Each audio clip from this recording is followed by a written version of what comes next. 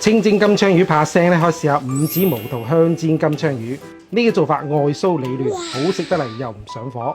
今日去市場咧買2條新鮮金槍魚。如果你買冰鮮，要睇裡面啲血水係咪紅色嘅。如果夠紅咧，說明咧夠新鮮嚇。我哋先用水清洗乾淨啲血水，因為魚血咧好腥嘅，一定要刮乾淨佢，洗到佢白雪雪咧就 OK 啦。嗱，湯魚佬咧淨係負責幫你湯魚啫，唔會幫你處理得咁乾淨嘅。嗱，金槍魚嘅表皮咧仲好多鱗嘅，好細嗰啲鱗啊，刮一刮佢，將佢刮乾淨。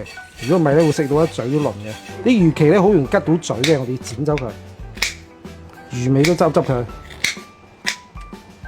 再將條魚咧剁細塊，剁到咁厚身咧就 OK 啦。金槍魚嘅腥氣咧比較重嘅，我哋浸一浸佢，放啲檸檬、葱段同埋薑絲，先將啲味揸出嚟，然後將啲金槍魚一倒埋落去，咁樣浸咧可以去除啲魚嘅腥味嘅。咁樣浸咗10分鐘之後咧，魚紋起身咧都有檸檬嘅清香嘅。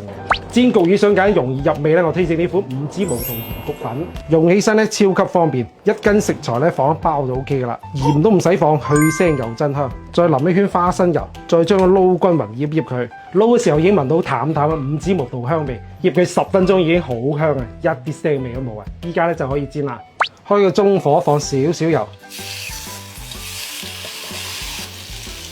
煎魚咧千祈唔好心急啊，用細火慢慢煎，等定型之後咧再翻另外一面，煎好面咧再翻另外一面。